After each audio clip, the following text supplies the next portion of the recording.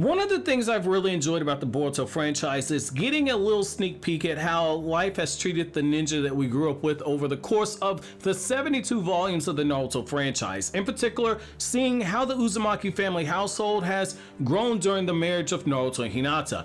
I talked in a few videos in the past about some of the ups and downs of the relationship, in particular the Hyuga clan portion of the family, but I want to peel back the curtain a little bit further and discuss Mama Uzumaki herself and rule number one that she has inside the Uzumaki household. And when you really think about it, Hinata's rule makes a bunch of sense given who her husband is and who her children are. So in today's latest installment of Sasuke Shinden, the teacher star pupil, I'll be breaking down the significance of Hinata's number one rule inside the Uzumaki family household. And no, it's not save the last bowl of ramen for Naruto. We all know the last bowl of ramen is saved for Naruto's other son, Kawaki.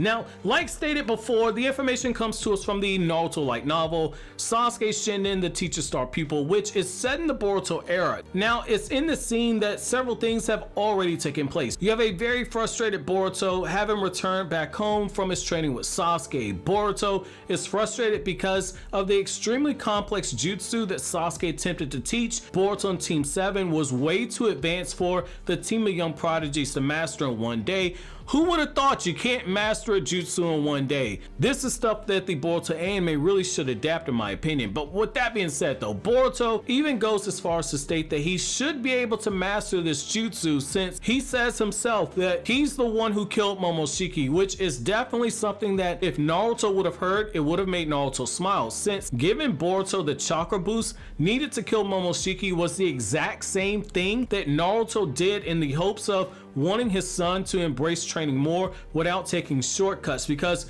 Naruto wanted Boruto to get that experience of having used a high-level ninjutsu. That way Boruto would have become stronger on his own.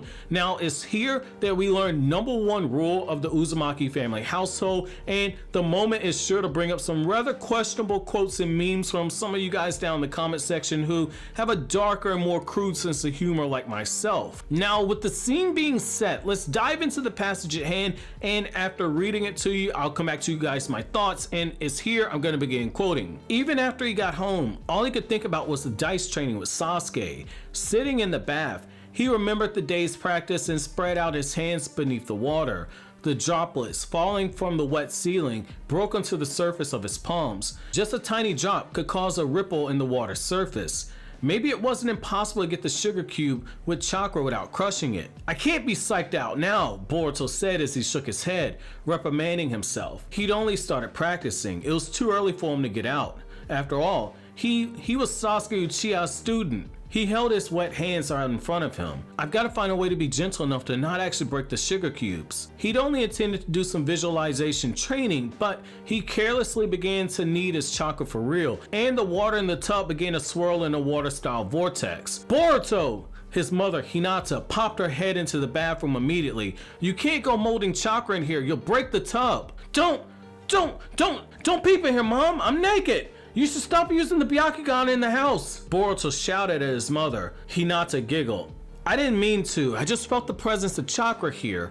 End quote. So what I personally love here about this scene is that it's yet another time that we see another and a sterner side of Hinata. Now, I covered in another video about Boruto's most disrespectful moment, how Hinata disciplined Boruto for urinating on the Hokage stone face of Naruto, which I found to be absolutely hilarious that Boruto took a leak on Naruto's stone face, but also when Hinata used to eat trigrams as a way to punish Boruto, which I recommend checking out that video on this channel if you want to have a good laugh and to see more of the Boruto, Naruto, Hinata, and Dinky relationship. And yes, I'm not trolling, the Dinky relationship. However, what's fascinating here is the fact that we see Hinata using the Byakugan to keep tabs on whether or not the people in her household are using chakra. Now, that makes a lot of sense given the fact that this is the number one rule inside of the house, because this is a ninja household. But you also have to remember, this is not a typical ninja household. This is a household filled with a lot of overpowered people. I mean, Boruto is a freaking prodigy.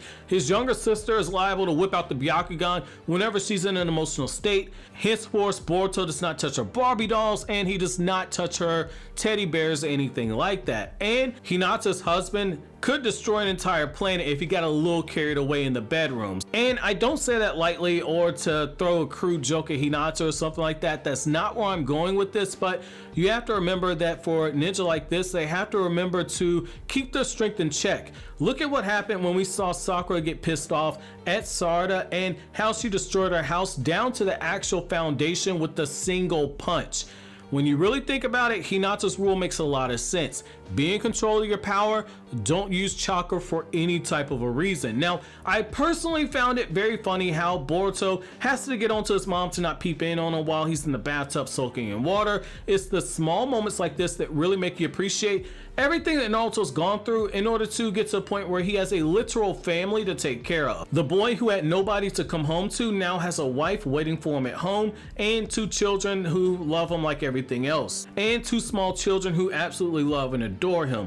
Seeing the small dynamics like this of the Uzumaki household is so refreshing in my opinion. So my question to you guys is, what do you guys think the 3 biggest rules inside the shinobi household are? And let me know why you think so down in the comment section below. But as always guys, if you like anything I had to say, don't forget to comment, rate, subscribe, and share. Thank you so much for watching all the way to the end. Have an awesome day guys.